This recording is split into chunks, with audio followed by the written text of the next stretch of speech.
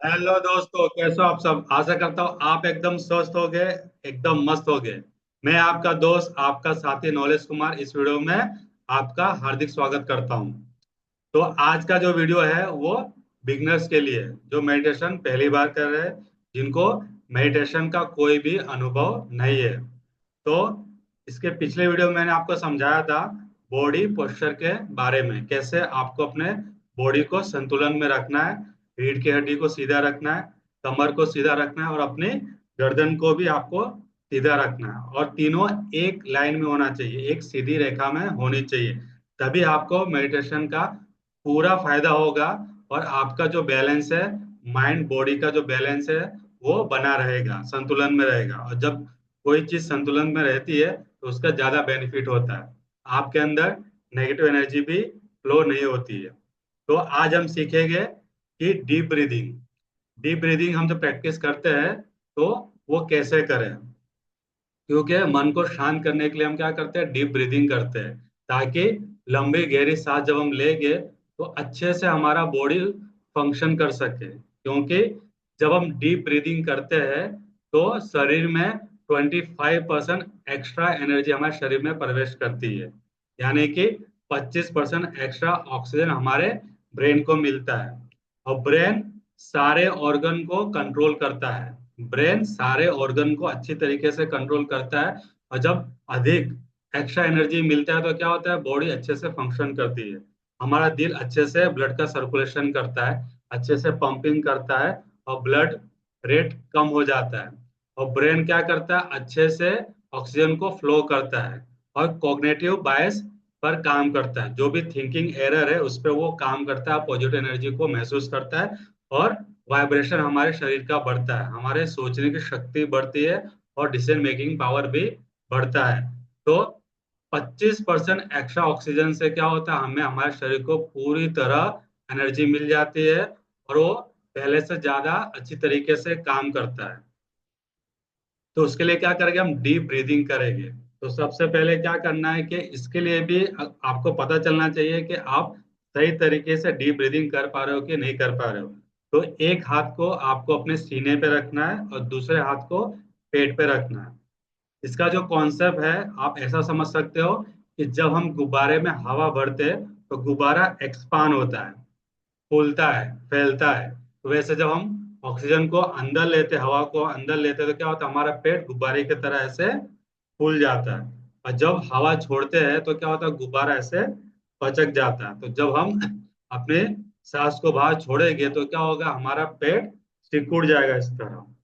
लेकिन इसमें जो इम्पोर्टेंट पार्ट है वो ये है, लंबी गहरी सांस लेना है। Take a deep breath a long, लंबी लेना लेकिन धीरे धीरे लेना, ऐसा नहीं एकदम फास्ट लेना है। फास्ट तीव्र गति से नहीं लेना है हमको, हमको धीरे धीरे गुब्बारे में हवा भरनी है, पेट में हवा भरनी है और धीरे धीरे इसे छोड़ना है। तभी आपको इसका बेनिफिट मिल पाएगा। जैसे कि हम भोजन बनाते हैं, खाना बनाते हैं, तो हम धीमी आंच पे धीरे धीरे उसे गर्म करते हैं।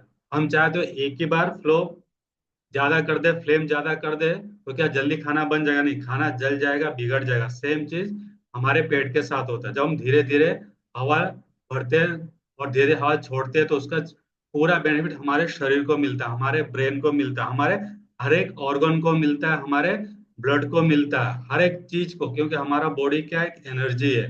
तो जब हम ऑक्सीजन को लेते हैं तो ऑक्सीजन की एक प्राण ऊर्जा है, एक एनर्जी है। क्या है? एक एनर्जी है। तो एनर्जी क्या करते हैं, पूरे शरीर में फ्लो करती है। तो चलिए इसकी प्रैक्टिस करते हैं। आप समझ चुके होंगे कि इसके क्या बेनिफिट्स है और इससे कैसे करना है। अब हम इसे प्रैक्टिकल करते हैं। तो एक हाथ को सीने पर रखिए, दूसरे हाथ को पेट पर रखना है, ताकि आपको पता चले कि आप पेट के जरिए सांसों को ले लेना है कि आप शॉर्ट ब्रीदिंग करें छाती के जरिए। तो take a long deep breath.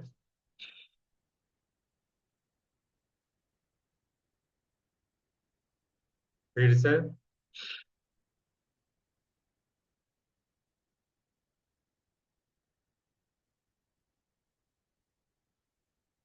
आपको धीरे धीरे लंबी गहरी सांस लेनी है और अपने पेट को धीरे धीरे खाली करना है।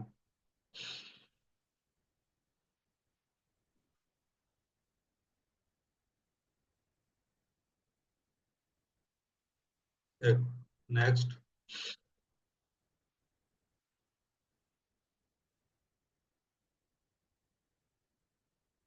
फिर से करेंगे। आप नए हो तो थोड़ा सा आपको पेन होगा, थोड़ा दर्द होगा या अनकंफर्टेबल महसूस होगा, उसे लेट गो कीजिए और सिर्फ प्रैक्टिस पर ध्यान दीजिए।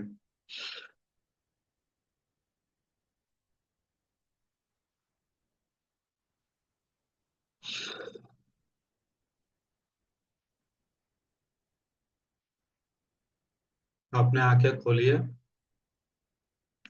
तो आप समझ चुके होंगे कि कैसे इसे करना है और कैसे आपका बॉडी का संतुलन होना चाहिए, कैसे पोस्चर होना चाहिए, क्योंकि ये जरूरी है।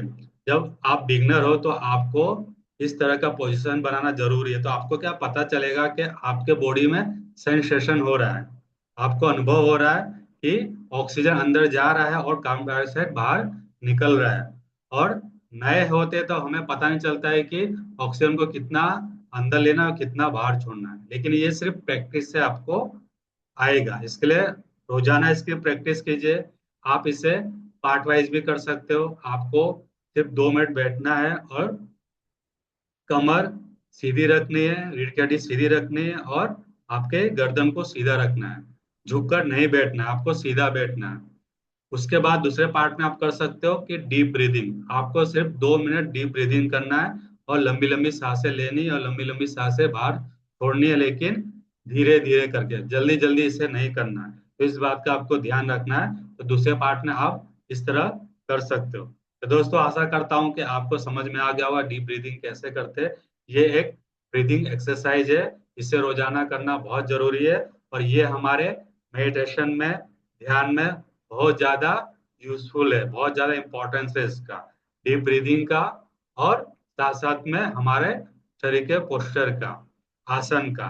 तो दोस्तों, मिलते हैं अगले सेशन में। तब तक मिलते रहिए, मुस्कुराते रहिए। जय हिंद, जय Bharat. Thank you all, thank you very much.